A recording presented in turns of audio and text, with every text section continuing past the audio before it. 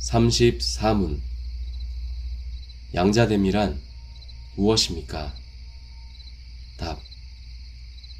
양자됨이란 하나님의 자유로운 은혜의 행위로 이것에 의하여 우리는 하나님의 아들들의 숫자로 받아들여지고 하나님의 아들들의 모든 특권에 대한 권리를 갖습니다. 중생과 성화로 인한 도덕적 자녀가 되는 것과 양자됨으로 인한 법적 자녀가 되는 것은 완전히 구분되지는 않지만 분명히 구분됩니다. 이 차이를 구분하면 하나님의 구원 사역을 더욱 풍성하게 이해할 수 있으므로 조금 까다로워도 자세히 살펴보겠습니다. 예를 들겠습니다. 어떤 부부가 한 아이를 입양했습니다. 아이는 법적으로 그 부부의 자녀가 되었습니다. 하지만 그 아이가 곧바로 그 부부의 자녀답게 행동하는 것은 아닙니다. 어떤 부부가 아이를 입양하여 자기들 집에 들여 자녀로서의 모든 권리를 주는 것이 양자됨과 비슷하다면 그 아이의 내면에 발생하는 도덕적 변화는 중생과 성화와 비슷합니다. 다음과 같은 성경 구절들은 이 차이에 대한 이해를 돕습니다. 영접하는 자, 곧 그 이름을 믿는 자들에게는 하나님의 자녀가 되는 권세를 주셨으니 이는 혈통으로나 육적으로나 사람의 뜻으로 나지 아니하고 오직 하나님께로부터 난 자들이니라. 요한복음 1장 12절에서 13절.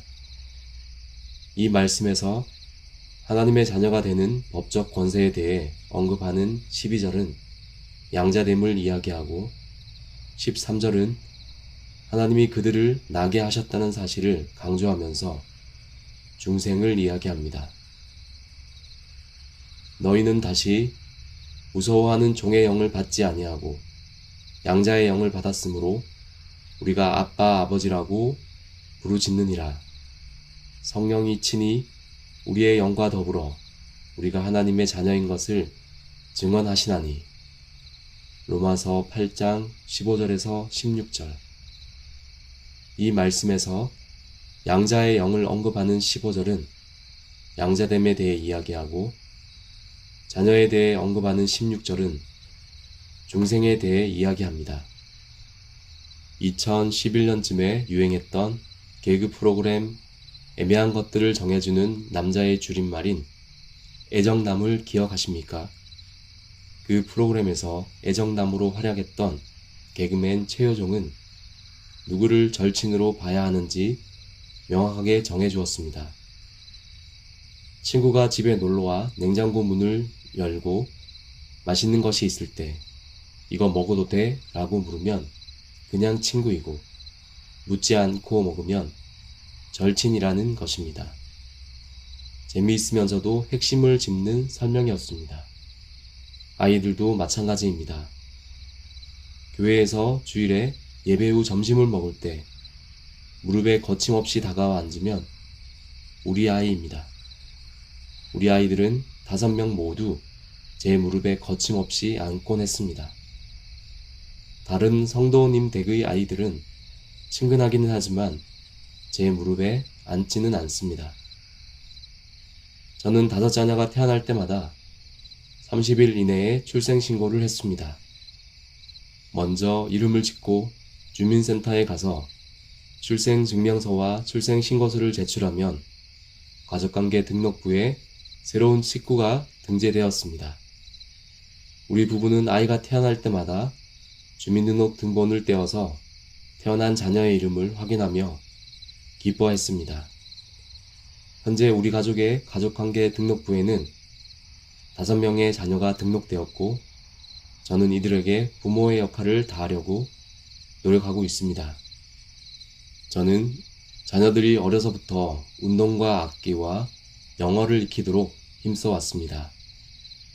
또 예민한 사춘기를 무난하게 지나갈 수 있도록 대화에 힘쓰며 올바른 가치관과 정서를 갖게 하려고 신경을 쓰고 있습니다. 학업도 성실하게 수행하기를 바라며 시험에서 100점을 맞으면 1,000원, 중고생에겐 2, 3천 원씩 줍니다. 때로 자녀들이 잘못된 행동을 하면 그 행동이 왜 잘못인지 분별할 수 있게 설명해주고, 혹 그 잘못이 반복되면 훈계하거나 매를 들어야 할 때도 있습니다. 젊은 부부가 갓난아이를 입양한다고 칩시다. 그 입양의 주도권은 입양하는 부부가 지고 있지, 입양을 당하는 아이에게 있지 않습니다. 신자와 하나님의 관계도 마찬가지입니다. 하나님의 은혜로 하나님의 자녀가 된 신자들은 하나님의 아들들의 숫자에 받아들여지고 어린 양의 생명책에 기록됩니다. 법적으로 하나님의 완전한 자녀가 됩니다. 육신의 부모도 자녀가 생기면 그 자녀에 대한 양육과 상속의 책임을 지려고 하는데, 하나님은 얼마나 더 하시겠습니까? 하나님의 자녀로 입양된 우리는 하나님의 아들들이 누리는 모든 특권에 대한 권리를 갖습니다. 그리스도와 함께 상속자가 됩니다. 상속자는 그와 함께 영광을 받기 위하여 고난도 함께 받습니다. 또 하나님은 우리를 아들과 같이 대우하심으로 징계도 마다치 않으십니다. 징계가 없다면 우리는 사생아이고 친아들이 아닙니다. 하나님의 아들들이 누리는 특권에는 부모와 자녀 간의 정서적 유대도 포함됩니다. 하나님은 우리를 정서면에서도 친자녀로 대해 주시기 때문에 우리는 하나님 품에 안겨 아빠, 아버지라고 부를 수 있습니다. 너희가 아들이므로 하나님이 그 아들의 영을 우리 마음 가운데 보내사 아빠, 아버지라 부르게 하셨느니라. 성령 하나님이 우리 마음에 계셔서 우리의 정서까지 어루만지심으로 우리가 거룩하신 하나님을 아빠, 아버지라고 부를 수 있는 것입니다.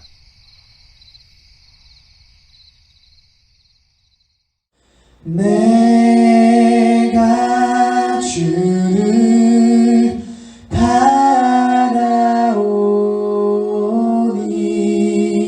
성실과 정직으로